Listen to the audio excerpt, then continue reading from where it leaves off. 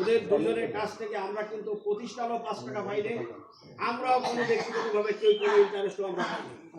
শুধুমাত্র ওদের স্বার্থের জন্য নিয়োগ হচ্ছে না।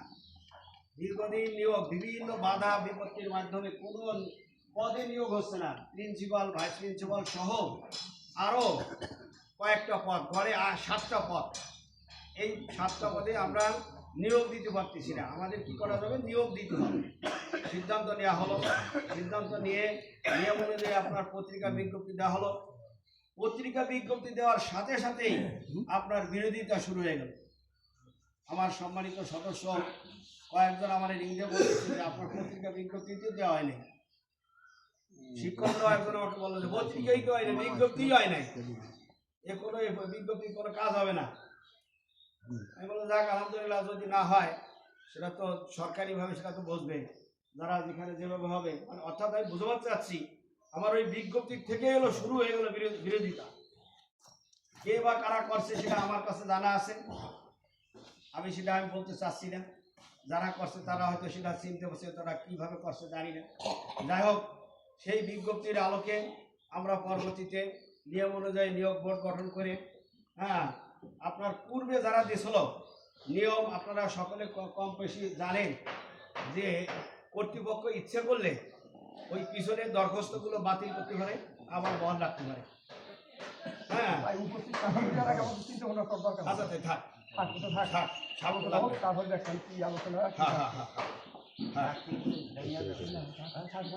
তাদের পরীক্ষা নিয়েছে, তাদের সব কিছু নিয়েছে, নিয়ে সব কিছু করিয়া এখন আমরা বলতেছে প্রথম যে আপনি আমাদের সহযোগিতা করতে হবে রেজলিউশন।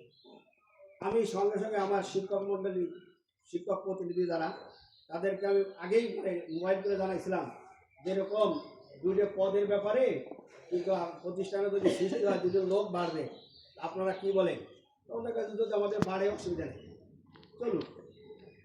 এর পরবর্তীতে যখন এই 2টা নিয়োগের কার্যক্রম সব কিছু কমপ্লিট হয়ে গেছে নিয়ম অনুযায়ী, নিয়োগ হওয়া যাওয়ার পরে আমার তখন কয়েকজন সদস্য জানে, সবাই জানে না।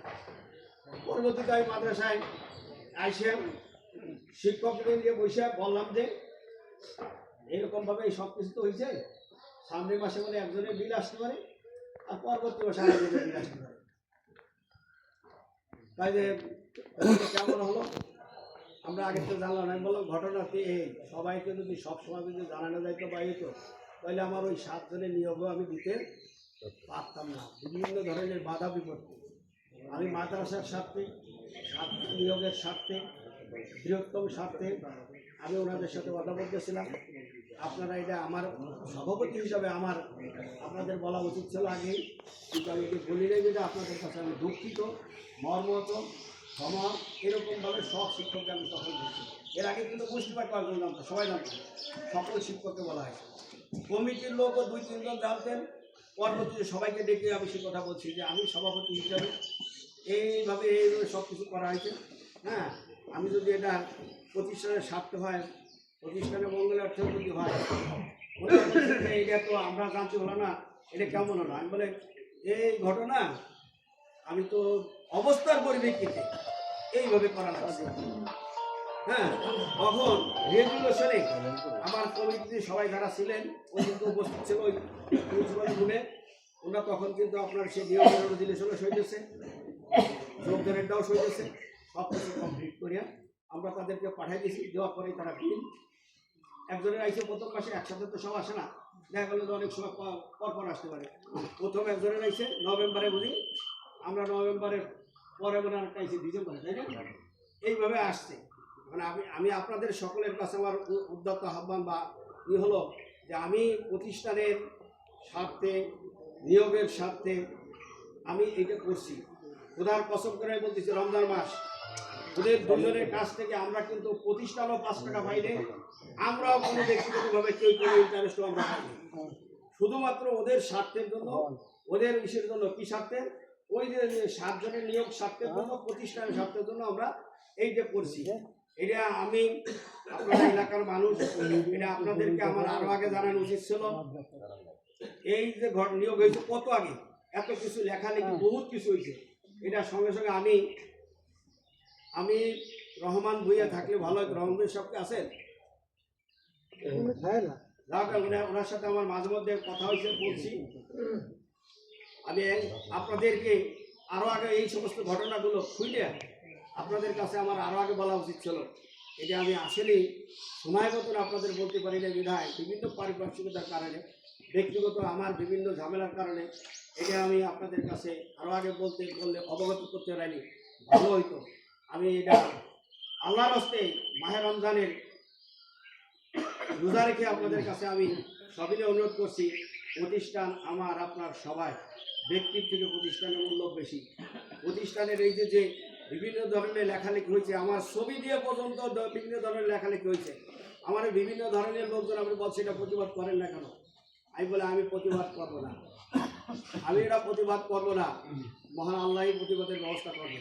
আমি যদি অন্যায় করে থাকি, আমি যদি দুর্নীতি করে থাকি, আমি যদি আমার ব্যক্তি স্বার্থে যদি কোনো কিছু করে থাকি, এর শাস্তি আমার আল্লাহ দেবে, দুনিয়ার মানুষের কাছে আমি পাবো। সুতরাং আমি ব্যক্তিগতভাবে কোনো প্রতিবাদ আমি করতে যাবো না, কোনো প্রতিবাদ করতে আমি যাবো না। এর মধ্যে বিভিন্ন ঘটনা ঘটছে, তা তো আপনারা কম বিষয়তে সেটা জানেন। জিডি হয়েছে, বিভিন্ন কিছু হয়েছে, অনেকে আমাকে বলছে যে আপনি জিডির খবর জানেন। আমি তো জিডির খবর কিন্তু আমি জানি না। তাও আমি সেদিনকে আমার মৌজপাড়ার লোকজন বসছিল, আমি তাদের সামনেও বলছিলাম যে জিডির ব্যাপারটা কিন্তু আমি জানি না। জিডির ব্যাপার পরে উনি জিডি করার পরে ওনাকে রাগ করার পরে উনি যা হোক তাদের গ্রাম বসে যেভাবে মীমাংসা করবে যাই করুক করছে সেটা। আমি আপনাদের কাছে আমার উদ্যত্ত আহ্বান এতটুকুই, আমি ব্যক্তি হিসাবে যদি আমি অন্যায় করে থাকি, ভুল করে থাকি, প্রতিষ্ঠানের স্বার্থের জন্য করছি, নিয়োগের স্বার্থের জন্য করছি, আমি 5টা পয়সা আল্লাহর রাস্তায় আমি কারো কাছ থেকে নেই এবং আমি ব্যক্তিগত কোনো স্বার্থের জন্য আমি করি নাই। আমি যদি অন্যায় করে থাকি, আপনাদের সকলের কাছে আমার আহ্বান, আমাকে ব্যক্তিগতভাবে ক্ষমা করে দেবেন। মানুষের ঔৎমুখের কথা বলা যায় না।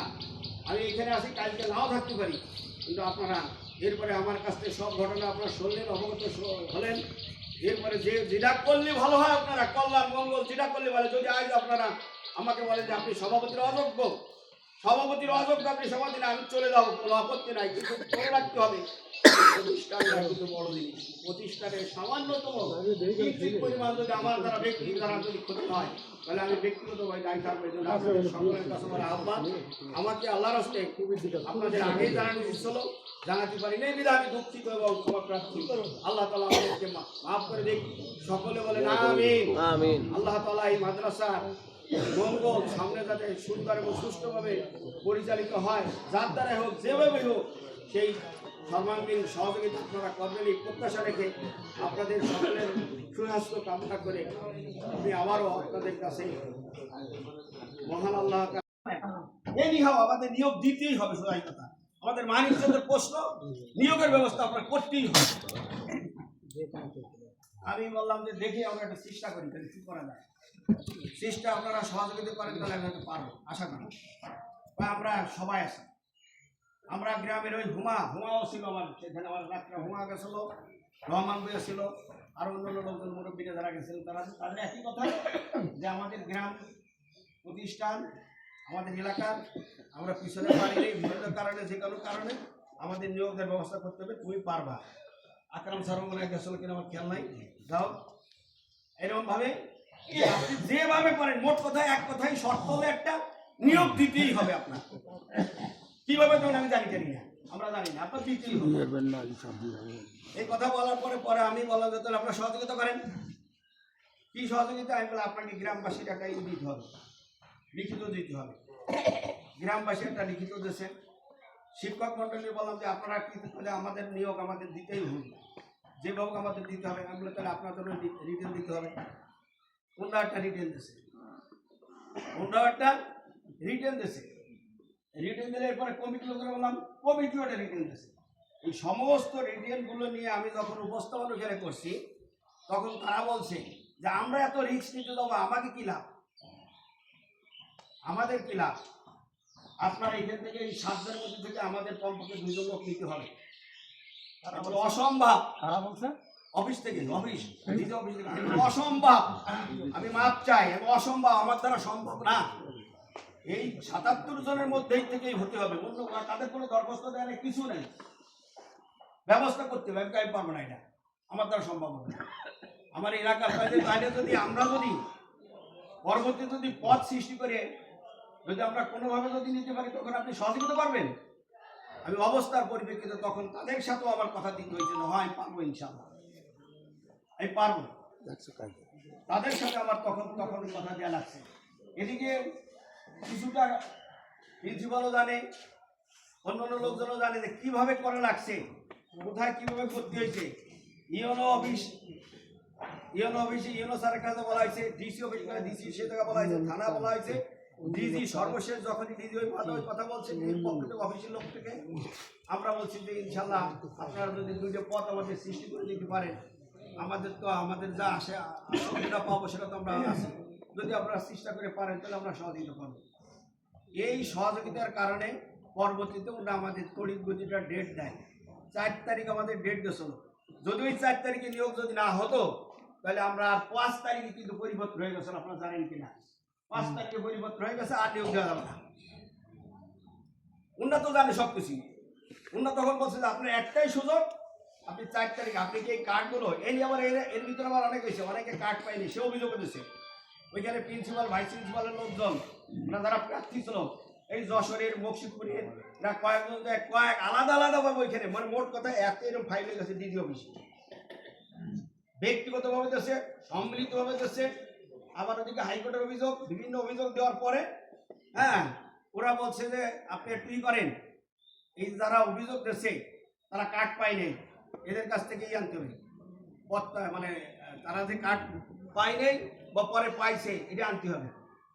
আমি মকসিদপুরের সেই ক্যান্ডিডেট সবাই ডাকছি, মকসিদপুরে কোনো এক জ্ঞানী গুণী ব্যক্তির সামনে সেখানে বসে আমি মিটিং করছি, আপনাদের যেরকমভাবে ডাকছে ওরকমভাবে এক জায়গায় বসে সিটিং করে মিটিং করে তাদের বলতেছে, তারা আমারে প্রশ্ন করে, তারা আমরা জিজ্ঞেস করে আপনি রেজুলেশন খাতাটা আনেন নাই কেন, নোটিশ খাতাটা আনেন নাই কেন, পত্রিকা আনেন নাই কেন, কোনো ক্যান্ডিডেটের ভাষ্য। মানে আমি বেশি যাইয়া তাদেরকে আগ্রহ হয়ে যাইয়া চেষ্টা, যেহেতু অফিস থেকে বলছে আমাদের একটু চেষ্টা করতে হবে, তো তাদের কাছে আমি কি বলবো, যা আমরা বলতে পারি যে আপনি তো চেষ্টা করেন, আপনি যাইয়ে নিজে একা একা বলে চলে আসেন। আমি তাদেরকে বিভিন্ন অনুনয় বিনয় করে বললাম যে আপনারা তো রেজুলেশন কথা দেখাতে নাই, কিন্তু আপনার না, এটা তো কমিটি, এটা যথাযথ কর্তৃপক্ষ, আপনারা কেন রেজুলেশন কথাই দেখেন, আপনার নোটিশ কথা, আপনারা অন্যান্য সব কথা, এগুলো এই সমস্ত কথা না। আপনাদেরকে বলা হয়েছে আপনারা কার্ড পানলে, এখন আমরা কার্ড দেবো, ডেট আমাদের 4 তারিখ, আপনারা এখন খালি বলেন যে আমরা কার্ড পাইছি, বলে না এই 4 তারিখ ক্যান্সেল হচ্ছে, কারণ ওরা তো জানে যে 4 তারিখ গেলে আর পরে দিতে পারবে না, ওরা কয় 4 তারিখ হবে না। আমাকে কথা যদি শুনতে চান, আমার কাছে যদি লিখিত নিতে চান, তাহলে এই 4 তারিখ ডেট ক্যান্সেল হতে হবে। ভালো জ্বালা, আপনারা বলছেন যে এটা ক্যান্সেল হতে হবে, তাহলে আমার নিয়োগ আপনাদের জন্য কি, আপনারা প্রার্থী, আপনাদের জন্য কি আমার নিয়োগ বন্ধ হয়ে যাবে? কথা আমি জানি না, আমরা জানি না। যাই হোক, আমি ওই জায়গায় অমীমাংসিত অবস্থা ওখানে চলে আসলাম, ওদের কাছে কোনো লিখিত কোনো রিটার্ন আমি পাইনি। পরে আমি অফিসে যাই, যখন তাদের কাছে বলছি আমি তো চেষ্টা করছি, আমি আপ্রাণ চেষ্টা করছি, জ্বলন্ত সাক্ষী আমি একজনের মোবাইল ধরাই দিলাম, সে অফিসার এই যে মিডিয়া যার মাধ্যমে হয়েছিল তারা ধরাই দিলাম, এই দেখেন চেষ্টা করছে, ইনি পারে নাই, যখন পারে নাই তখন ঠিক আছে